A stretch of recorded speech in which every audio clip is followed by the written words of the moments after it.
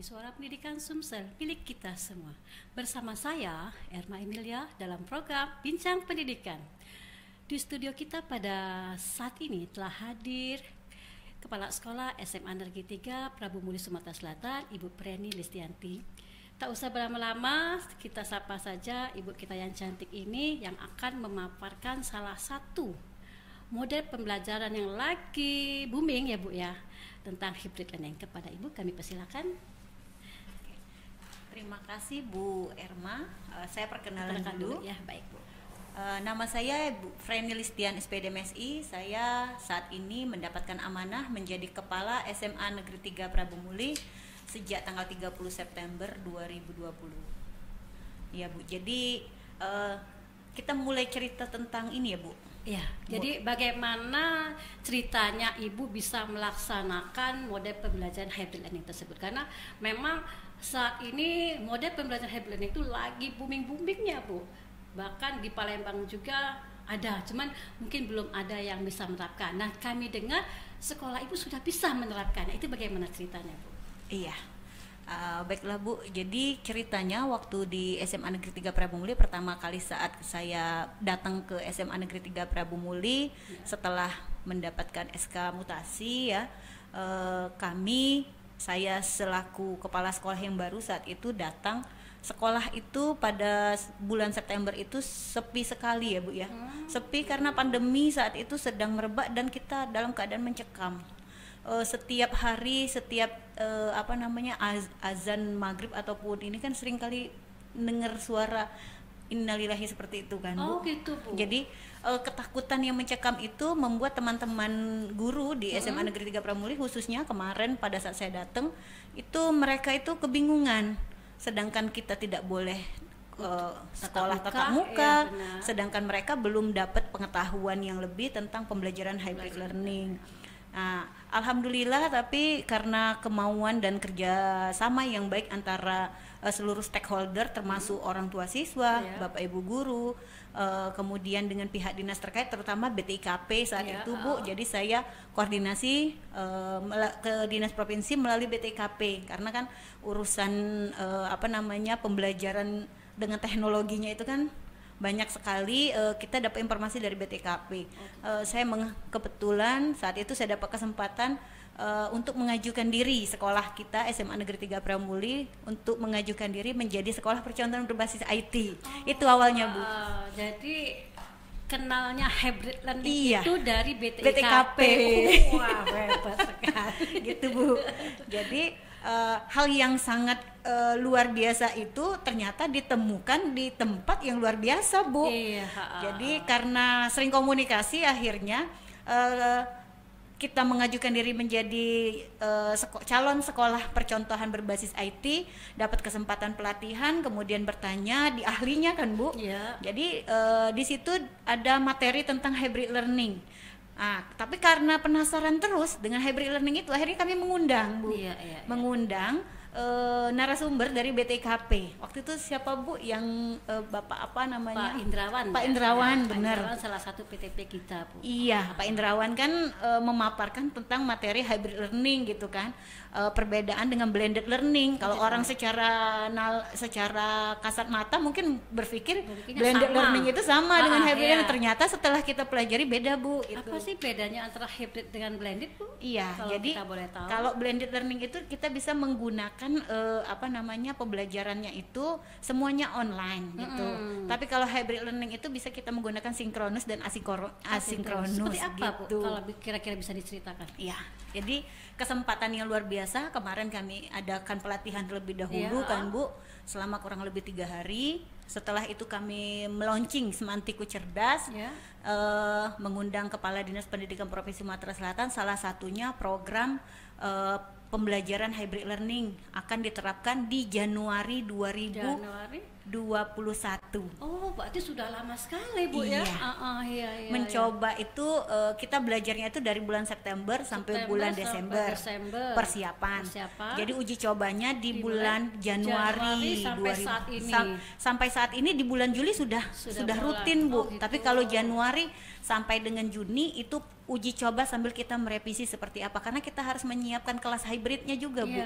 Karena hybrid learning yang dipikirkan orang itu sama seperti belajar sendiri-sendiri seperti itu, ternyata tidak seperti itu. Jadi seperti apa sih sebenarnya hybrid learning? Kira-kira bisa diceritakan apa, misalnya siswanya berada di rumah, gurunya berada di rumah, atau seperti apa gitu, coba. Iya. Diceritain. Kalau pembelajaran hybrid learning yang kita lakukan di SMA Negeri 3 Prabu Muli, kita itu menggunakan LMS dulu, Bu, menyiapkan LMS-nya. LMS-nya itu kita pakai Google Suite for Education, GSE ya, Bu.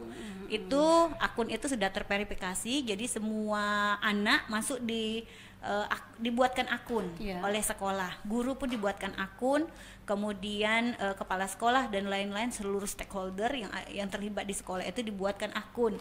Setelah dibuatkan akun, jadi yang bisa masuk itu adalah anak, siswa maupun orang tua. Maupun saya selaku pihak sekolah yang sudah terverifikasi akunnya dan dibuatkan oleh sekolah, tidak bisa sembarangan orang. Artinya ada sekolah maya di situ. Jadi sekolah SMA atau SMA ini tidak bisa masuk kecuali anak SMA 3. Jadi kayak sekolah maya. Jadi kita terkontrol ya, kan. Kalau biasanya teman-teman yang pakai blended learning itu kan mereka pakai Zoom, kemudian siapapun asal tahu link bisa masuk. Kalau kita nggak bisa. Jadi seperti ini gimana? Jadi harus akun yang sudah terverifikasi yang bisa masuk, di luar akun itu maka tidak bisa masuk. Gitu. Jadi kita lebih terkontrol. Tuh, satu. Jadi setelah membuatkan akun, kita LMS-nya siapkan, kemudian kita menyiapkan sarana prasarana. Jadi sarana prasarananya kami memanfaatkan segala sumber yang ada. Yang pertama yang jadi hambatan saat itu adalah ketidakpunyaan beberapa siswa dengan gadgetnya. Jadi dia tidak punya handphone. Ada yang punya handphone tapi mungkin belum belum bisa digunakan untuk pembelajaran daring. Ada juga anak memang dengan keterbatasan ekonomi gitu ya. Jadi kami memberikan solusi dengan cara meminjamkan sebanyak 178 tab. Wow. Itu sekolah yang mengadakan. Tapi sekolah alhamdulillah saat itu memang memiliki tab itu, Bu. Gurunya sejumlah 45 itu semuanya dipinjamkan termasuk saya. Biar sama kan? Ya, biar sama, benar sekali. Jadi siswa pun dipinjamkan. Nah, saat itu pada saat launching Semantiku Cerdas itu ada sekitar 70-an siswa ya, Bu, yang dapat pinjaman saat itu. Seterusnya baru nambah satu-satu karena mereka setelah berjalannya waktu baru ternyata saya butuh pinjaman gitu. Alhamdulillah bisa digunakan anak tanpa harus mengeluarkan biaya gitu kan. Iya, dipinjamkan oleh sekolah. Terus, Bu, itu kan untuk LMS-nya, Bu ya. Ketika gurunya mengajar, apakah tetap menggunakan aplikasi lain selain hybrid learning, atau misalnya gunakan Zoom atau Google Meet atau gimana, Bu? Siswanya gurunya mengajar gitu. Ya, karena kita sudah pakai LMS yang pakai GSE, Bu, Google Suite for Education, otomatis itu rata-rata semuanya seragam setiap kelas. Setiap kelas itu kami menyediakan kelasnya itu setiap kelas itu kelas hybrid. Saya awalnya menyiapkan 6 kelas hybrid terlebih dahulu. Di 6 kelas hybrid itu saya siapkan ada kayak ini, Bu, ada kamera, ada mic, kemudian dindingnya saya cat dengan warna putih sehingga layar proyektornya itu langsung ke kayak studio, Bu, ya. Studio. Jadi studionya ada 6 di sekolah, tapi studio sederhana, jadi tidak menggunakan biaya yang besar karena kan proyektor kita pakai yang ada di sekolah, alat-alat yang ada di sekolah. Kemudian dari situ pembelajaran yang terjadi itu terjadi 3 arah, Bu. Jadi pembelajarannya 3 arah yang kita lakukan. Jadi ada interaksi antara siswa dengan guru dari rumah, benar. Siswa dengan guru yang ada di sekolah, dan siswa yang di sekolah dengan siswa yang di rumah berbarengan. Iya, benar sekali. Interaksinya 3 arah. Jadi guru pun tidak kerepotan harus mengulang pakai pembelajaran sistem shift gitu. Kalau biasanya kan sekolah itu pakai disiapkan menjadi shift 1, shift pagi sama shift siang 2 kali mengajar. Otomatis pembelajarannya kan akan setengah yang dapat di akhir semester. Karena hanya setengah-setengah yang dibagi. Tapi kalau pembelajaran hybrid learning ini berbarengan antara siswa di rumah maupun siswa di sekolah, maka ketuntasan belajarnya di akhir pun akan selesai. Sehingga loss learning yang akan timbul itu akan lebih berkurang dibandingkan dengan sistem shift biasa gitu. Terus, Bu, bagaimana hasil prestasi siswa atau selama menggunakan hybrid learning bagaimana nilai-nilai siswa, apakah ada lebih signifikan kemajuan atau malah justru ternyata lebih enakan tatap muka gitu, gimana Bu kalau menurut Ibu? Kalau pembelajaran antara pembelajaran tatap muka dengan konvensional sebenarnya Bu ya, kita itu memang lebih cenderung menginginkan konvensional. Tetapi apa boleh dikata, keadaan memaksa kita harus bagaimana berpikir supaya pembelajaran daring itu tetap tidak berkurang keberhasilannya maupun yang diharapkan, prestasi anak yang diharapkan. Nah, di SMA 3 Prabu Muli itu kebetulan ya Bu, kebetulan mungkin dapat kesempatan beberapa kompetisi kami mengikuti Bu. Jadi mengikuti dari bulan Januari sampai dengan sekarang kami sudah untuk prestasi siswa saja sudah ada 36 prestasi baik tingkat kota, provinsi maupun nasional. Iya, yang nasional itu kita menjadi juara 1 The Most Critical Thinking yang perlombaan yang diadakan oleh Pusdatin Ki Hajar STEM. Gitu. Kita harus belajar. Nah, Ki Hajar STEM itu 6 bulan Bu. Lama sekali Bu ya siswa untuk mengikuti Ki Hajar itu. Iya, karena di situ dibutuhkan pemikiran yang sangat matang Bu. Ada 4 mata pelajaran yang harus digabungkan sehingga mereka berpikir bagaimana caranya mencari solusi yang terjadi saat itu. Kita buat alat pemecah biji balam dan biji balam yang digunakan sebagai bekasam. Jadi ada biji balam dibikin bekasam. Biji balam itu kan rasanya pahit kan Bu? Iya. Kok bisa jadi dan bekasam? Beracun Bu. Beracun. Bagaimana cara supaya tidak beracun? Ya kita punya tekniknya gitu. Diteliti kemudian dari berbagai ilmu tadi. Jadi kami bentuk tim. Jadi ada guru pendamping dan ada guru pembimbing. Jadi beda Bu. Kalau guru pendamping saja dia yang bertanggung jawab pada saat teknis. Tapi pembimbing itu 4 guru dari berbagai mata pelajaran itu bergabung. Didampingi lagi oleh teman-teman yang ahlinya gitu. Dan sudah diteliti ternyata alhamdulillah prestasi yang luar biasa itu Sumatera Selatan menjadi salah satu provinsi yang menang The Most Critical Thinking di jenjang SMA. Iya. Kira-kira Bu ya, untuk kembali ke hybrid learning Bu ya, boleh. Ada nggak sih masalah atau kendala yang dihadapi guru dalam melakukan atau dalam proses pembelajarannya? Kira-kira ada nggak? Kalau permasalahan selama pembelajaran hybrid learning maupun pembelajaran daring, yang pertama adalah kita perlu informasikan sebenarnya masalah yang timbul itu bukan hanya kepada siswa, guru maupun orang tua akan merasa kebosanan Bu, itu yang pertama.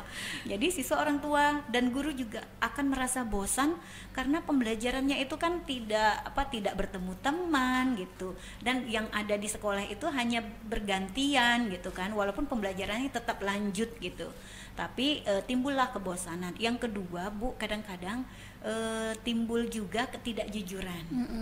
Nah, kami menyiasati ketidakjujuran itu dengan memasang sistem autoproktor. Itu seperti apa Bu? Jadi karena orang tua kan mempertanyakan Bu bagaimana cara melihat penilaian yang jujur itu, karena anak di rumah dengan anak di sekolah kan lebih untung anak di rumah gitu. Bagaimana caranya supaya penilaian itu fair gitu kan. Nah, ataupun kredibel ya Bu. Jadi kita pakai autoproktor. Autoproktor itu jadi sistemnya pada saat anak berada di rumah dia maupun mematikan kamera, dia tidak bisa melanjutkan. Oh, seperti itu Bu ya. Jadi dia harus menghidupkan kameranya on. Jadi agak susah sekali kayaknya Pak. Bukan susah sih Bu, kita ingin membentuk kejujuran supaya penilaian itu benar gitu. Benar sekali itu Bu ya. Oh ya Bu, untuk selanjutnya kira-kira apa sih harapan Ibu ya untuk studio Suara Pendidikan kita ini? Oke, saya senang sekali Bu sudah diundang di Suara Pendidikan. Alhamdulillah ini kesempatan yang luar biasa bagi saya pribadi dan bagi SMA Negeri 3 Prabu Muli. Maka saya berharap sekali Suara Pendidikan ini tetap bisa mendapatkan perhatian bagi seluruh siswa, guru di Provinsi Sumatera Selatan maupun di Indonesia. Saya berharap kita bisa menyumbangkan like and subscribe-nya kepada Suara Pendidikan. Benar sekali. Itu ya. Jangan lupa like dan subscribe Suara Pendidikan Sumsel, Provinsi Sumatera Selatan. Oke. Ya, itu aja Bu ya. Demikianlah pemirsa, terima kasih kepada Bu Preni yang sudah sempat hadir di studio kita. Mudah-mudahan perbincangan kita ini akan membuat angin segar bagi kepala sekolah yang lain untuk menggunakan salah satu model pembelajaran hybrid learning dan bisa diterapkan di sekolah-sekolah lain. Mungkin nanti kalau ada yang mau telepon mungkin langsung bisa kali Bu ya. Gimana Bu Preni cara menggunakan hybrid learning, nanti bisa kali Bu ya. Oke. Boleh. Terima kasih Bu Preni atas kehadirannya. Selamat jalan, salam kepada keluarga.